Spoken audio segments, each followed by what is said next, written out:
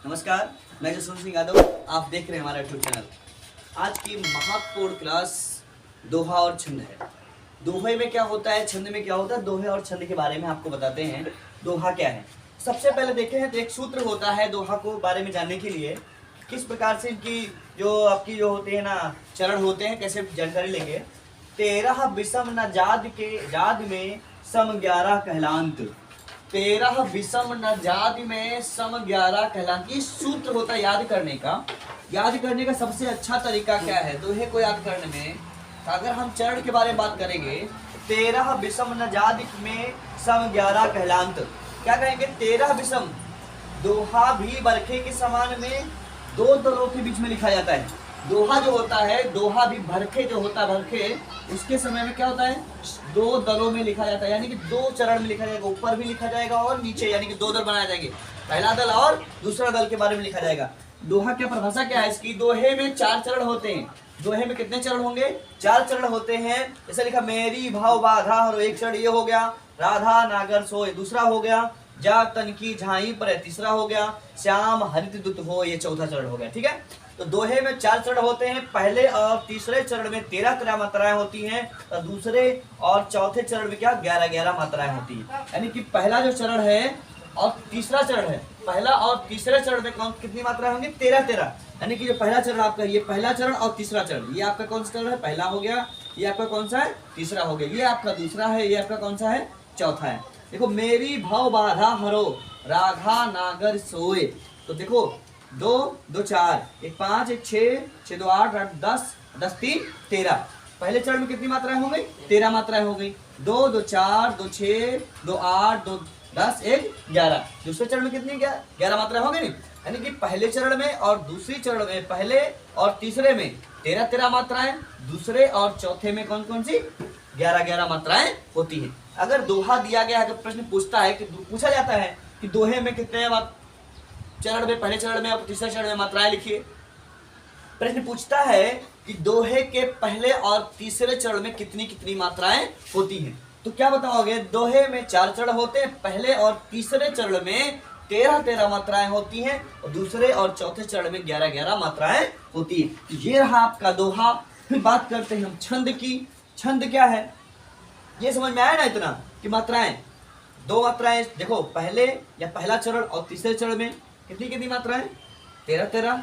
दूसरे और चौथे चरण में 11 मात्राएं होती है। ठीक है, तो अब छंद की बात करते हैं। छंद क्या है, छंद शब्द जो है वो चंद शब्द से बना है, किसी से चंद धातु से बना हुआ है। इसका अर्थ होता है खुश करना। क्या होता है, खुश करना। वर्णों और मात्राओं को नियमित संख्या के विन्यास से यदि आह्लाद पैदा हो तो उसे हम छंद कहते हैं। क्या कहते हैं, छंद कहते हैं। ठीक है, या अथवा लगा के लिख सकते हैं, जब मात्रा अथवा वर्णों की संख्या विराम, गति या लय, तुक आदि के नियमों से युक्त कोई रचना होती है उसे हम छंद कहते हैं। यानी कहने का मतलब उसमें विराम हो, रुकावट हो, गति हो, लय हो, तो उसे हम क्या बोलेंगे, छंद बोलेंगे। छंद के अंग कौन से होते हैं, चरण, पद, पाद, वर्ण, मात्रा, दल, संख्या, क्रम, गण, गति, लय, यति, विराम और तुक। ये क्या होते हैं आपके छंद के अंग हो गए। तो सबसे पहले देखो, चरण क्या होता है, छंद के चतुर्थांश को क्या कहते हैं, चरण कहते हैं। छंद के चतुर्थांश को क्या कहते हैं, चरण कहते हैं। पद क्या होता है, पद जानते हो, यानी कि पद जैसे बोलते हैं, दोहा को ले लो, जैसे लिखा रहमन निज व्याथा नहीं का कर सकत प्रसंग, ये सब क्या है, पद है। क्या है, पद है।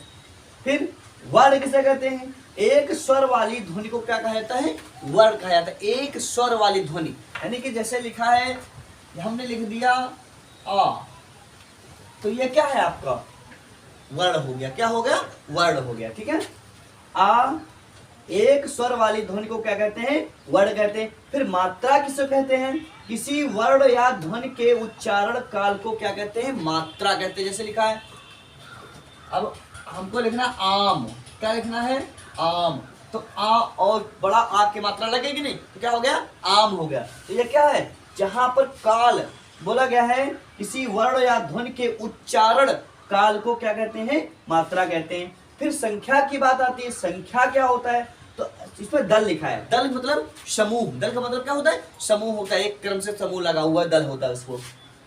वर्णों और मात्राओं को क्या कहते हैं, संख्या कहते हैं। वर्ण जैसे आपका हो गया छोटा आ, हाँ बड़ा आ, अब इसमें संख्या कितनी है, दो संख्या हो गई कि नहीं होगी, दो संख्या हो गई। और मात्रा जैसे मात्रा दे गई, छोटी ई की मात्रा है ना, फिर बड़ी ई की मात्रा, तो ये क्या है, संख्या है, क्या है, संख्या है। तो क्या बोला, वर्णों और मात्राओं को क्या कहते हैं, संख्या कहते हैं।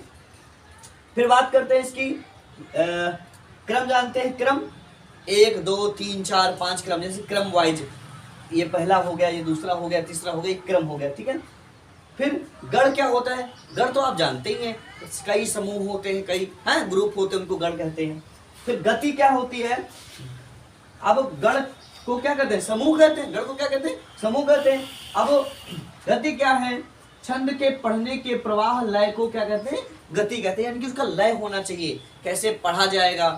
कोई भी दोहा जैसे लिखा है, मेरी भाव बाधा हरो राधा नागर सोए, अब इसको इस तरह से ना पढ़ना, मेरी भाव बाधा हरो, ऐसे नहीं पढ़ा जाएगा, इसको पढ़ा जाएगा मेरी भाव बाधा हरो राधा नागर सोए, और जातन की झाई पर श्याम हरित दुति होए। तो ये क्या है, लय है, क्या है, लय, एक लय में पढ़ा जाता है, गति में पढ़ा जाता है। फिर मात्रा पर सांस लेने के लिए रुकना पड़ता है, रुकने के स्थान को यत या विराम कहते हैं। जैसे अब आपके सामने लिखा, मेरी भव बाधा हरो राधा नागर सोए, तो यहाँ पर देखो विराम लग गया कि नहीं, विराम चिन्ह लग गया, यानी कि सांस लेने, जहां पर सांस रुकना पड़ता है उसी को क्या बोलते हैं, विराम कहते हैं या यत कहते हैं, ठीक है। फिर तुक क्या होता है, समान स्वर व्यंजन की स्थापना को तुक कहते हैं। समान स्वर और व्यंजन यानी कि एक ही पद में स्वर हो और व्यंजन हो, दोनों के समान स्थापना को क्या कहते हैं, हम तुक कहते हैं। तो ये रहा हमारा दोहा और छंद, क्या रहा ये, दोहा और छंद। तो ये आपको आसानी से समझ में आ गया होगा कि दोहा किसे कहते हैं, छंद किसे कहते हैं, आराम से आ गया होगा ना। तो एक बार दोबारा एक मिनट में हम देख लेते हैं। दोहा क्या होता है, 13 विषम की नाजाद में सम 11 कलंकात, ये सूत्र याद रखना, आराम से दोहा आपका कंप्लीट हो जाएगा, ठीक है। दोहे में क्या होता है, 4 चरण होते हैं, पहले और तीसरे चरण में 13 मात्रा होंगी, दूसरे और चौथे चरण में 11 मात्रा होंगी। आप दोहा आपके सामने लिखा है, मात्राएं लिखी हैं। छंद क्या होता है, छंद जो होता है चंद शब्द से बना होता है, इसका अर्थ होता है खुश करना। वर्णों और मात्राओं को नियमित संख्या के विन्यास से यदि कोई गति लय के साथ आह्लाद उत्पन्न होता है तो उसे हम छंद कहते हैं। क्या कहते हैं, छंद कहते हैं। इतने अंग होते हैं, इसके अंगों को क्या क्या कहते हैं, सारी चीजें हमने बता दी। तो बने रहिए हमारे YouTube चैनल के साथ और देखते रहिए हमारा चैनल। जय हिंद।